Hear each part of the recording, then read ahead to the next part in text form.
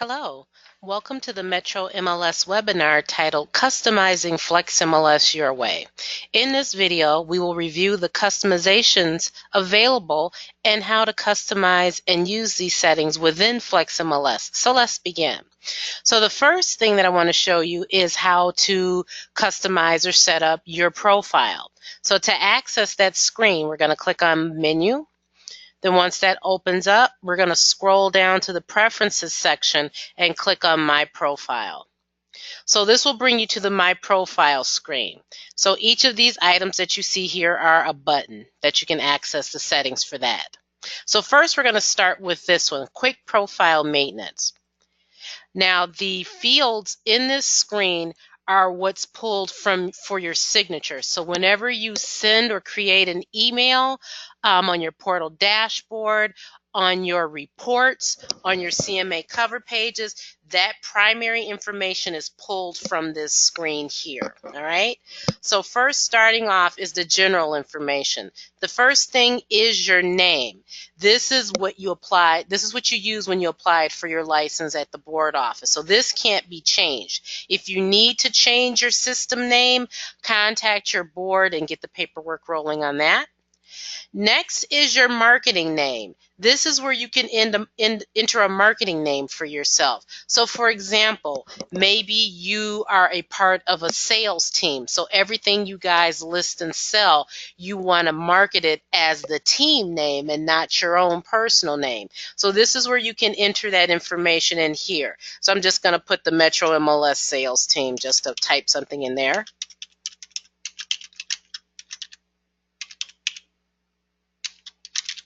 All right. There's a little question mark here at the end. Gives you, just in case you forget, lets you know what that field is for. An optional or alternate name, like a nickname for display in the MLS or marketing materials. Another good use for this field is maybe your name, your government name, for lack of a better term, is William, but you go by the name Bill for sales. So you can also enter in your, if your name was Bill Marshall instead of William Marshall, you can use that here. So that way they don't have to change this. You can just type it in here. Next is the email address that you'll use for business purposes. So whatever email address that you use for work purposes that you want both the agents and your customers or contacts to contact you at, this is what you want in here, your primary email address. Next slot is for your phone number. This is the primary landline number. You want to add that in here. There's another place that you can enter in for your mobile phone if you'd like. If your mobile phone is the only number that you use as far as for contacting purposes, then you can enter that in here. Again, this is your primary phone number. Next is the website. If you'd like to enter in your company's website or your brokerage website, you can enter that in here. That will turn it as a hyperlink into your signature and other spots in the system. Next is your license number. That'll be entered in automatically based upon the paperwork we received when we entered in your information for your membership purposes. Next is the address. This is where you can enter in your office or your PO mailing box. If someone were to mail you anything in regards to business purposes, this is the address that you want in here. No need to put your company's name in there like I've got mine in there. It'll automatically pull from the back end of your brokerage from your signature information, but you can type in, your physical address to the PO mailing box that you want. All right, languages spoken. I'm not really sure where this shows up at. I think it shows in the portal dashboard, but I'm not real sure about that. But I do know the bio, if you type in any information in the bio, this shows up in the portal dashboard. That's the only place that shows up. All right. All right, moving on down the screen is your portal URL. The portal, if you want to learn more about the portal, I suggest you check out the webinar for the portal that's located, I'm just going to switch tabs here, that's located on our homepage, www.metromls.com. When you come under member support, just click on FlexMLS webinars, and then you'll see the portal webinars. This is all broken down into sections there. We do teach the portal class here at the Metro MLS. It is a 2-hour class. To have a webinar on portal, because it can be kind of detail oriented, we decided to break it down in portions so it's more easily digestible. All right, just going to switch back here. So the portal URL, you'll enter that in here. We'll skip on down here to the professional designations. If you've earned any of the designations that you see here listed in the box and you'd like for them to show up behind your name on your signature, you can just simply select it, hit add, and it'll pop it on over here into the left side selected list. You can also move them around in the order that you'd like them to appear just by selecting it and then hitting move up or move down button. If you need to remove one, you just select the one you want to remove and hit remove. Next is the display options. This is how you can choose how to display things in the system. In regards to your signature. So first is the listing name. Did you want to use when you put in a listing in the system in your account, did you want to use the system name, which is this name right here? This is considered your system name. Did you want to use the marketing name, which is what you've got right here? Or did you want to use both? You do have that option, okay? Also, if you'd like to include your designations, whatever you've got in this box here, behind that listing name, you pop a check in that box. Next, for footer, whenever you create a report in the system, at the bottom it'll say prepared by, and it'll have your name there. You can choose to have it as the system name, marketing name, or both, and include your designations. Next, public view. This is for the public view data sheet that goes out to the customers, and the private view data sheet that goes out to the agents, that's available for the agents. You can choose either system name, marketing name, both, and include your designations. Once you've entered in your information in this screen and you hit save, that will update dynamically system-wide, even on emails that have already been sent out to customers. It will update in those links. Okay, so that is the quick profile maintenance button. That's where all your main signature information is contained in here. Okay, next we're going to go down to the My Phone Number screen. This is where you can enter in mobile or cell phone numbers or fax numbers if you'd like to. Okay, so I've got some numbers in here already entered in. My cell shows that the phone type is mobile and what the number is over here. My office phone number, now again, your primary phone number was in that quick profile maintenance screen we just left. So when you select that, that'll be here already, and you'll see it over here as your primary phone number. So again, whatever phone number that you have listed in that screen in quick profile and maintenance will show as the primary number here. Okay, and it will show as phone type office. That screen is coded for office. It may be mobile, but it'll show as a primary number, and it'll show here as office. If you'd like to enter in a fax number, we've got that as phone type fax. So entering in a number in the screen, you come down here, you click on new. You enter in the phone type. So whatever the type of phone number is, you enter that in. A word on fax, you have choice for both fax and e-fax descriptions, the types here. If you like for your fax number to show in places in the system where it's coded to show, you want to choose this, just the regular fax tag. Even though your number may be an e-fax, you want to choose fax if you'd like for it to show on the private version data sheet or the full report additional photos. Okay. So once you choose the type, I'm just going to select pager. You want to enter in a description for that. Maybe it's your personal pager or your work pager, just as long as it's got some characters in there. All right. If the phone number has an international code, there's a box for that. The phone number, area code, exchange, and the last 4 digits. If there's an extension for that phone number, you've got a box here for extension. And then, is this your primary phone? You want to leave that set to no, because whatever you've entered into that quick profile maintenance screen we just left is always considered your primary. So if you select another primary over here, it's going to knock that one off. Okay? And then once you hit next, and then there it is. So you just select here what you've got, and you can see the information over here to the right. You can edit something. Maybe you've changed the phone number. You select whatever you would like to edit and then click edit, and it'll take you back to this screen. Make your changes and then hit next to save. If you'd like to remove a number, select that number, hit remove, and hit next, and it's gone. And then when you're done with the screen, just hit done. And it brings you back out here to my profile. All right. The next slot that I will show you is my email addresses.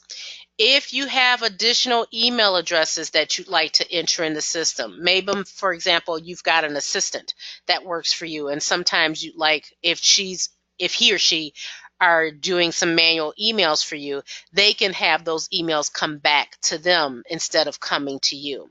This is where you can add an additional email address if you'd like to. Again, you hit new, hit the email type, put in an email description, and then the email address itself. And is this your primary email address? No. Again, quick profile maintenance. All that over there is your primary information. All right. I'm just going to exit out of this screen here, go back, and hit done. All right. And I'll show you where you can use the email address where that shows. This information that you enter in this screen is viewable internally using the Office Member Directory. Office Member Directory is accessible by clicking on Menu, and then underneath Search, you just click on Office Member. You can search for any member's name, and whatever they've got entered in here in their profile will be viewable in that screen. All right. Next, I will show you the personal photo and logo maintenance, where you can upload your photo and your company's logo, where it will come out on certain places in data sheets and CMAs and in the email. So when you click on personal photo, it brings you here to the My Logos and Photos screen. This is where you can enter in a photo. So you see I've got a photo over here, and this is generally the size that you want it at. It's about 100 by 125. Then your company's logo. All right, and you can see here that the logo, it says this logo is attached. And here for the photo, this photo is attached. So to enter in a photo in the system, you simply click on New. That brings you here to the screen. You enter in the type. Is it a logo or is it a photo? And then you enter in a description like, my personal photo, or you can give it a date. Maybe you like to keep track of the dates of your photos. So I'm just going to put in today's date. All right, and then to upload the photo, you click this Choose File button.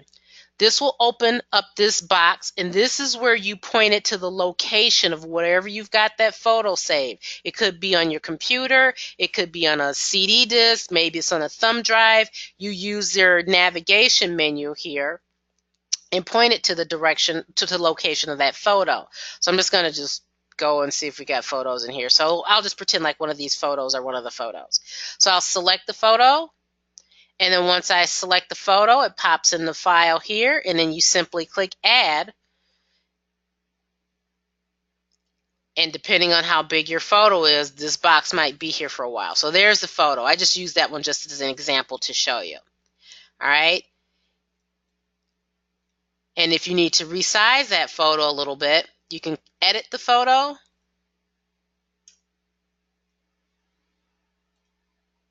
And then use these little resizers. So if I want to reduce it, I just hit minus. And it'll keep it proportional. And then if you do that, then you hit update to save those changes. Like that. All right, so it's a little bit smaller. All right, and again, I can edit, like I just edit that one. If I want to remove it, I select it and I hit remove. Okay. Now keep in mind, if you add a new photo of yourself, maybe I updated my photo and I wanted to add a new photo, but I didn't want to get rid of this one. When you add a photo of yourself, it's going to grab the one that's at the top of the list. Okay, so make sure that it's at the top of the list. Sometimes you might have to put a space in the name or something like that, but usually the latest one that you add will put it at the top of the list. Okay. All right, and we're done here, so I'll click on Done. All right, so that's in your My Profile screen. This is where you can update. This is your signature information. It's pulled from here. This is where you can add additional phone numbers, additional email addresses, and upload your photo or logo. Those files should be in JPEG format. All right. So the next thing that I'm going to show you, oh, just so you can see this, I'm going to switch to a tab here. So all the stuff that I added in here, I'm just going to switch to another open tab here so I didn't lose my first tab here. And I'm just going to pull up, show you in an email. I'll go to my sent emails. So when I hit view on a copy of one of my emails, this is how all my signature information pulls over. So there's my photo. Logos is not included in this. There's my name. I used both there with my designations. And then there's all of my office, my brokerage information will be over here. Okay, so this is in the emails. I'm just going to close this. I'll show you what it looks like on one of the data sheets, the full report additional photos. So let me just pull up any list number here. Just do a quick search.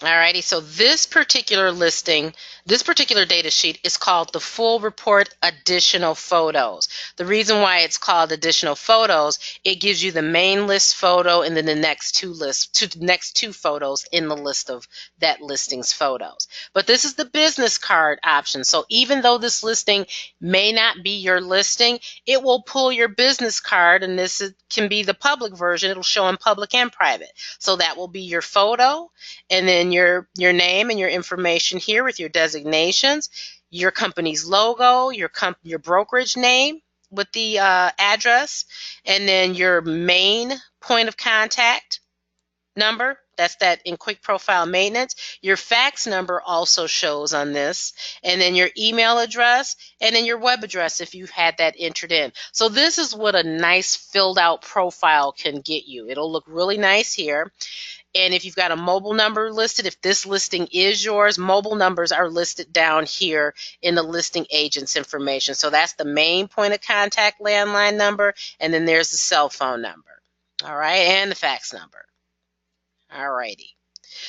What the flyers will look like, I'll just grab a flyer so you can see what that looks like.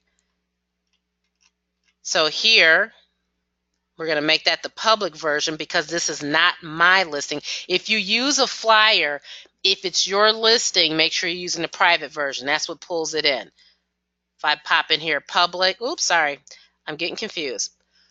Promotional reports. Sorry, I meant to show you a promotional report. Omit all that stuff with the flyer. So there's the promotional report. Promotional reports and flyers are the same layout. We do have some people who like the layout of a flyer, but they want to use it for a listing that's not their own.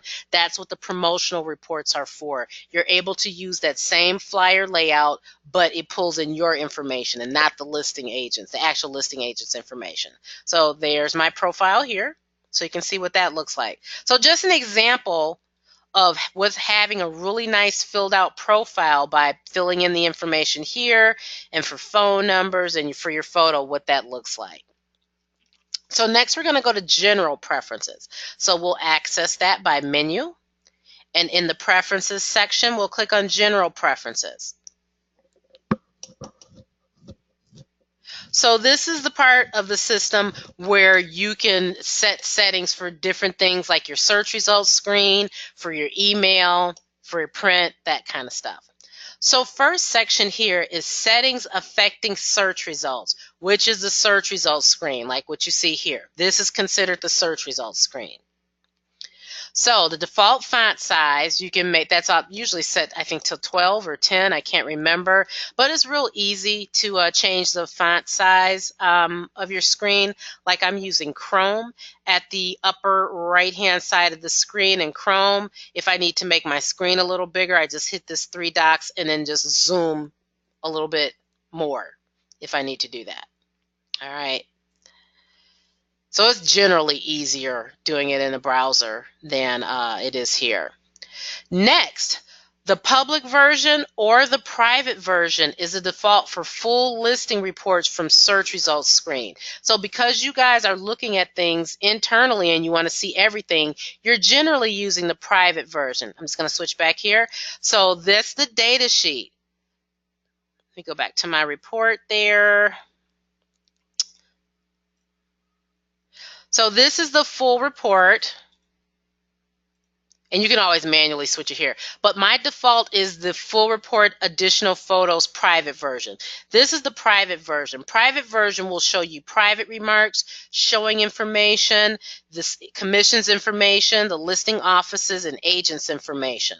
So going back here to my tab, so you can choose to show the public version or the private version of the full listing report on that detail tab on the search results screen. Again, you guys, by it being internal, you want to see the private information.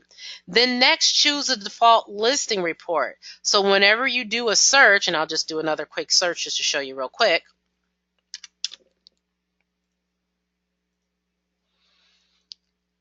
So this is my default, is the full report additional photos, as you can see right here. That's that data sheet that has the business card there, private version. All right. So here, coming back here to general preferences, you can choose any report that you like to see by default whenever you do a search and you're on the details tab of the search results screen looking at the data sheet. Typically, you guys use some version of the full report. All right. Okay. Next, these 4 options apply to edit search, and I'll switch back here. So whenever you edit a search here, you can tell it to, whenever I click on edit search, to always take me to quick search. This is what quick search looks like in edit search. It's this little side panel where your options, your parameters are over here, and you can add options. Or to automatically go to map search whenever you click on edit search. So going back here to my Flex tab, clicking edit search, map search will bring you here. So the parameters will still be listed on the left-hand side and the map is on the right-hand side.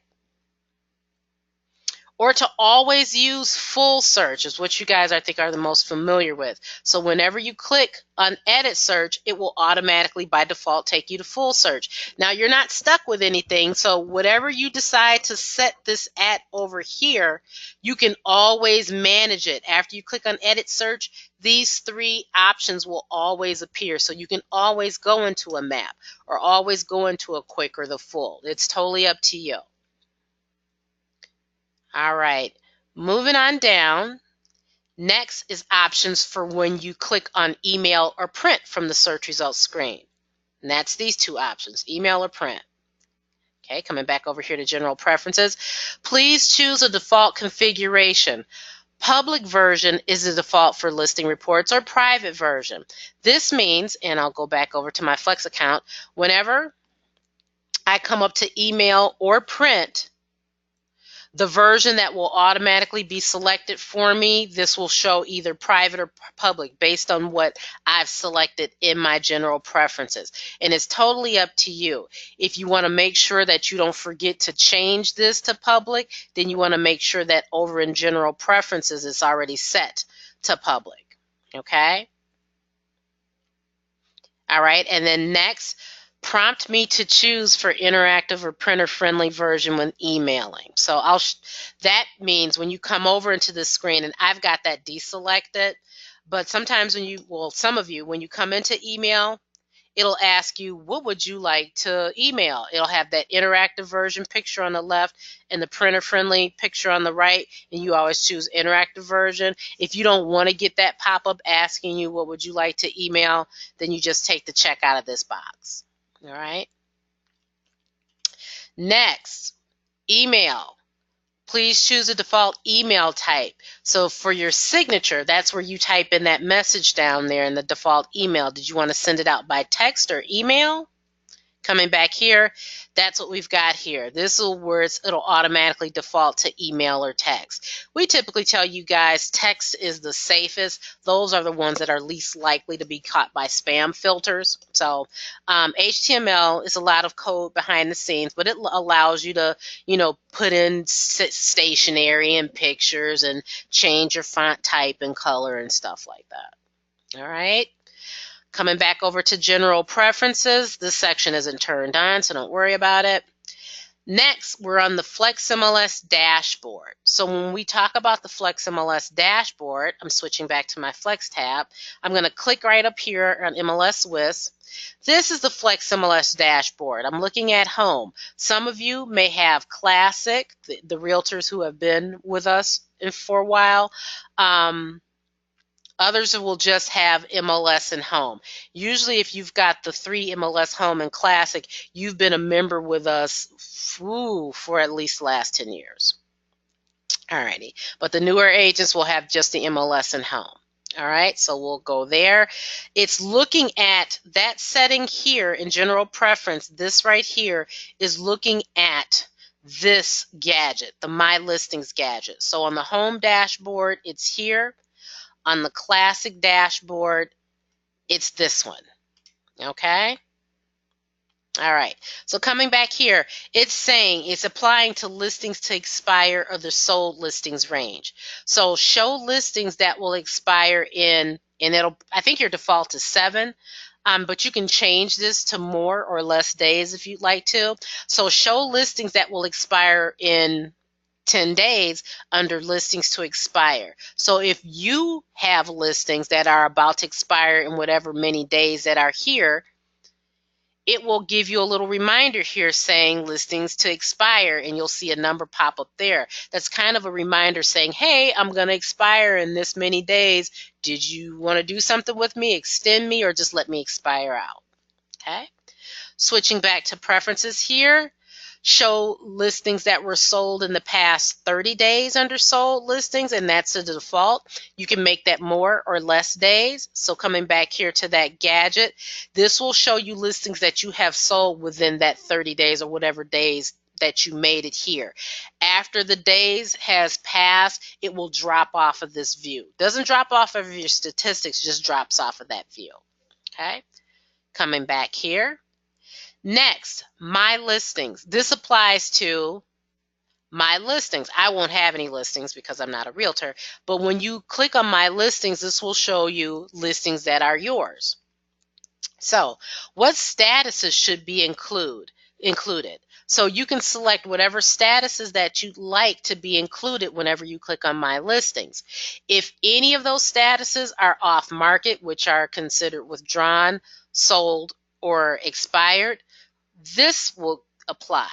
Off-market listings older than this many days will not appear on the My Listings screen. 30 is a default. You can make it less or more. That means that once it hits this days, whatever you've got there, once it goes past that, it'll drop off of My Listings. All right? Next, expiring listing notification. If this is not enough for you, seeing this here, maybe you need like a little nag email to come to you, you can set that here in general preferences.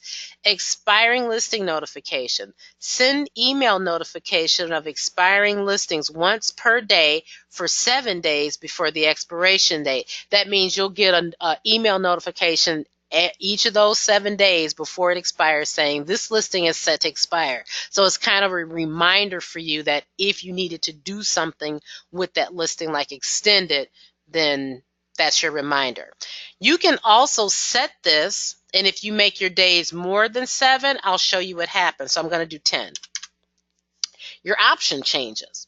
So here, now it says send email notification of expiring listings on the 10th day before it expires, and then once per day once it reaches the 7 days to countdown of the expiration date. So you'll get one email on that 10th day, then once it hits the 7th day, if it's still set to expire on that date, you'll get one email per day until the countdown till it expires. All right? Okay, then next, messaging. You want to have messages this here sent only to me. So if this applies, if an agent or a customer uses that contact function or the messages function, that you'll get those messages. All right. Next, messaging notifications. This applies to the portal. If you have customers set up on a portal, you can get a notification of whenever they log into their portal. If you don't feel that that's necessary, you can come here and you can put a check and suspend all portal login notice messages. All right. And then you just save using a little save button at the bottom, whatever changes that you've made, and now that's going forward. Okay. So that's your general preferences. That's the second set of customizations that you can use. The third set of customizations that you can use are apply to the subscription emails. So we'll access those by coming into menu. And again, we're still under preferences section, and we'll go to portal preferences. It can be kind of misleading because even if you don't use the portal or you're not doing anything portal related, these subscription settings sit in this screen. All right, so moving on down. Here, this section here for default subscription settings. These are the triggers that you can set for listings to go out to your customers. So here, this means that, and this applies globally to all of your customers that are set up on a subscription. If anything comes in brand new to their search, a new list number that matches their search criteria, did you want them to go out? Did you want that to be a trigger? Price changes. If a price has changed on a listing and it still matches their search criteria, did you want that to be a trigger as a send or a resend? Anything sold, if you want that to be a trigger, you can. Open houses added to a listing, you can make that a trigger. You can make pending status a trigger. Back on market, you can make a trigger. Back on market are listings that were temporarily withdrawn that were put back on the market, that expired that were put back on the market. I think that's it. Next, extensions. If an expiration date of a listing has been extended out, you can make that a trigger. And status change, you can make that a trigger. That's kind of important. Don't always think status change is pending, sold, that kind of thing. Status change will grab those listings that flip from delayed to active status. That's considered a status change. So if there's a listing in delayed status that flips to active, did you want that as a send on your customer subscription email? Okay. And then the next set of settings that apply to the subscription emails is under portal preferences, but it's titled listing links from email show. Okay, so when your customer receives a subscription email, and let me just show you one here. So I'm just going to go into my Gmail account.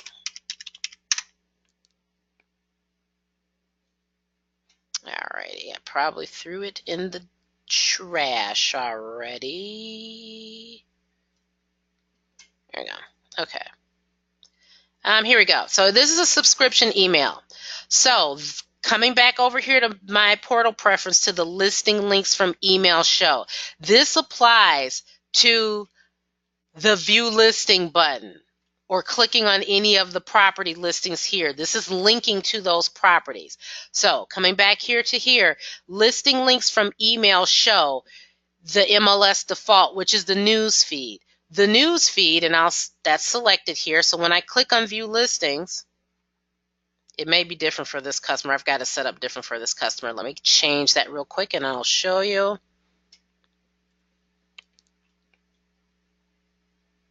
And you can change these settings per customer if you like. Again, we do this in Portal. So let me just do that. All right. So this setting here is the MLS default. Everybody has this unless they come here and they change it. This will be the default to show the listings in a news feed.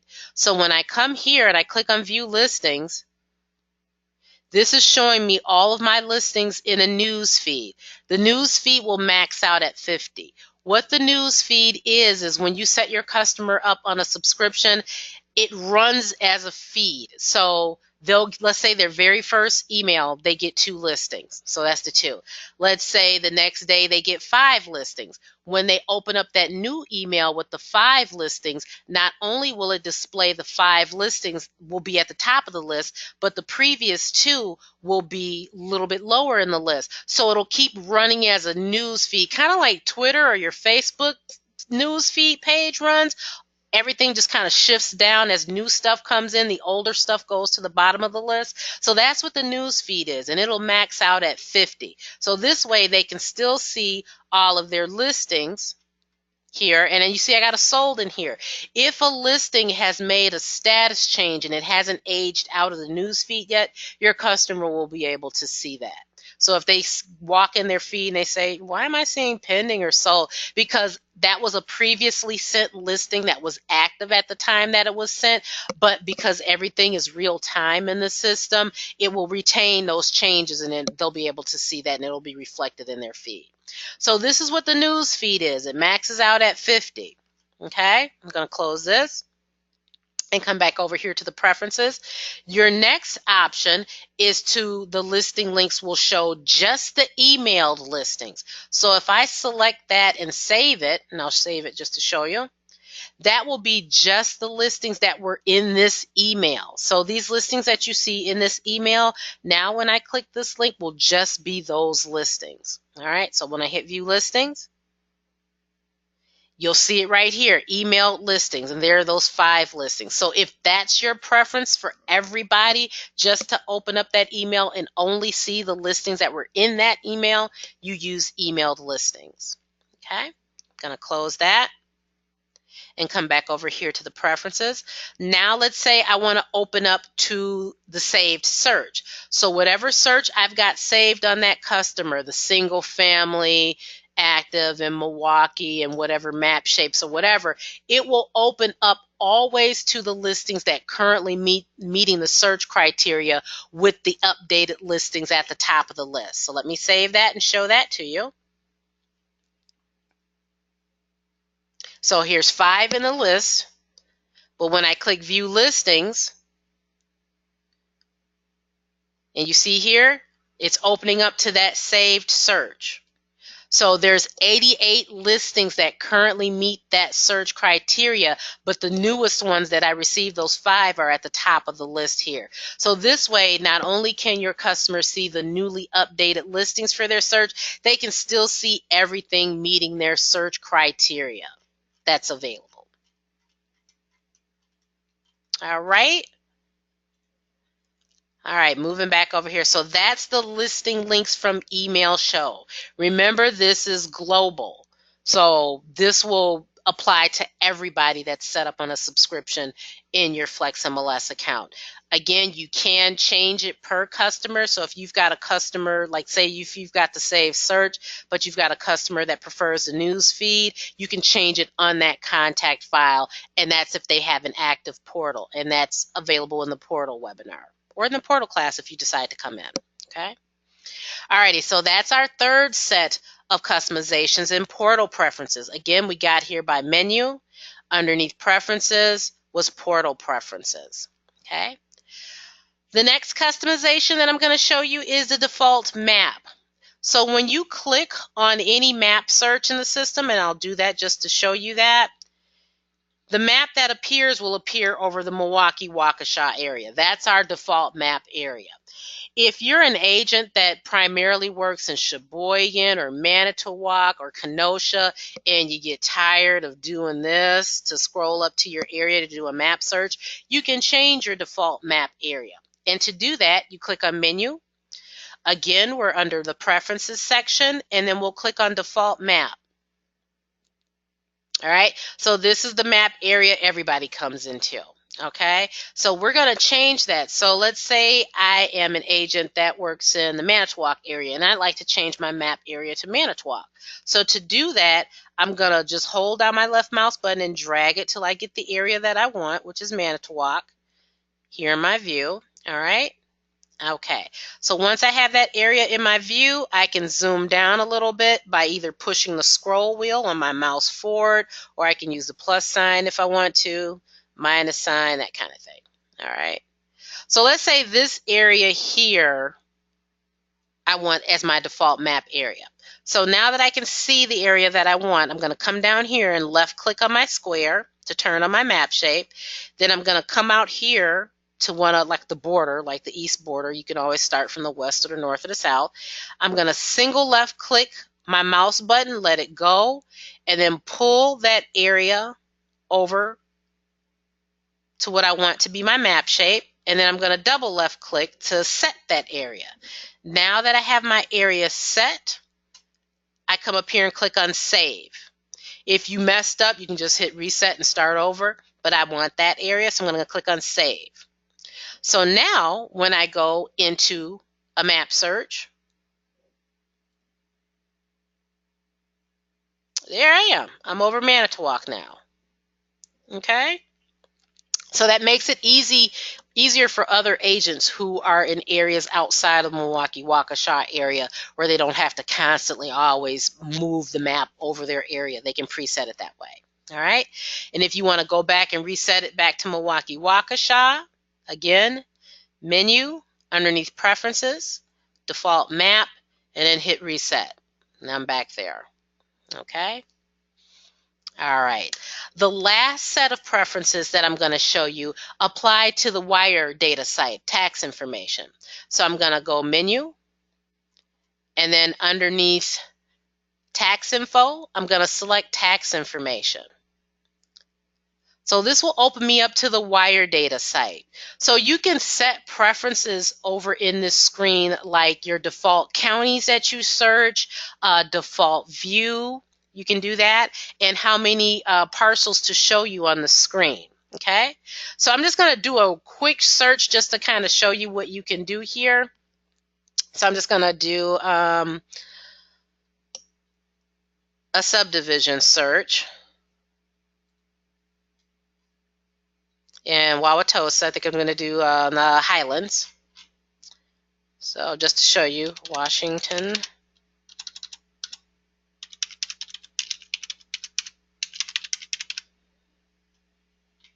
All right, hit search.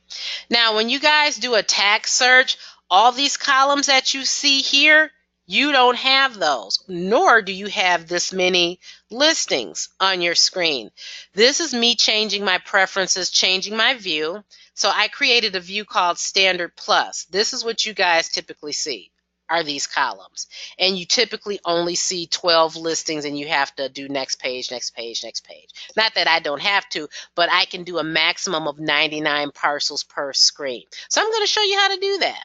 Okay, so we're going to come over here and we're going to click on Setup. And then once you open up Setup, we're going to click on Preferences. Okay, so this is where you can set up your personal preferences.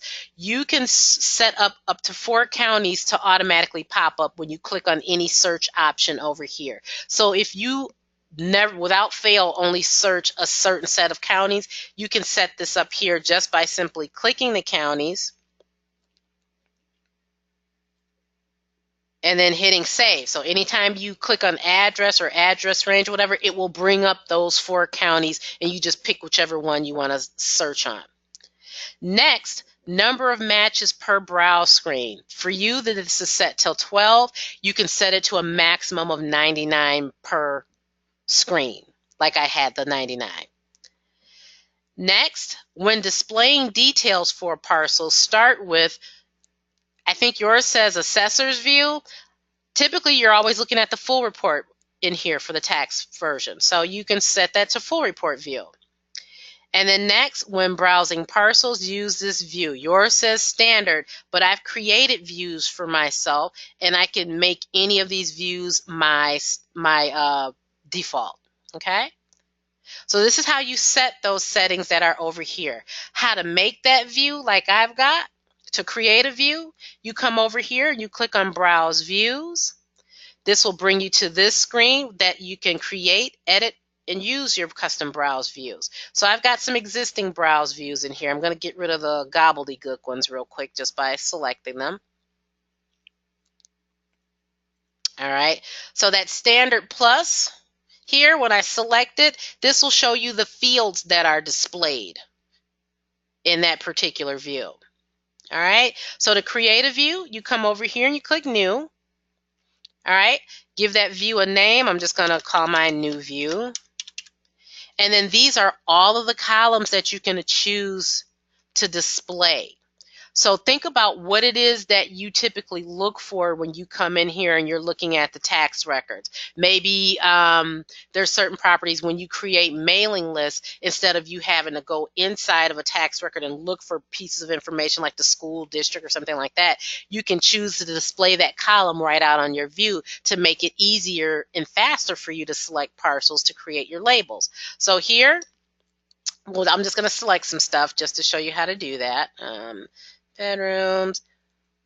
owner name and property address, owner address and property address are big ones because sometimes they're different and you need to see that. All right. See municipality. And what I'm doing is I'm holding down my control key. So I'm making all of my selections at one time. And then once I've got them selected, I'm going to hit the add button and it's going to pop them over here to the right. Let's say there's owner address, owner name. Let's say I'll do property class, property address, school district. I'm just grabbing some stuff here. All right, zip code.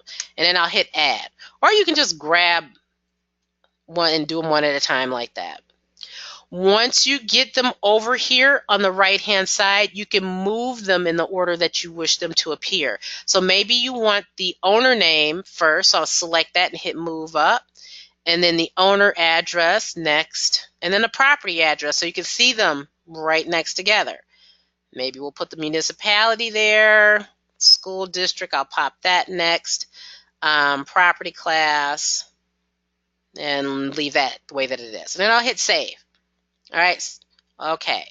So now I've got that view created. If you want to make that view your default whenever you do a search, again, you'll come over here to preferences, come down here and select that view and then save your settings using that button, confirm it, and then I'll do a quick search to show you. So I'm just going to do an owner name search. So there's my county, so I'm going to do Milwaukee, and then I'll search for anybody with the last name Brown. Should be quite a few of those. If you want to search at different ones at the same time, you can. Let me grab Washington, and we'll do Village. Same thing, and search.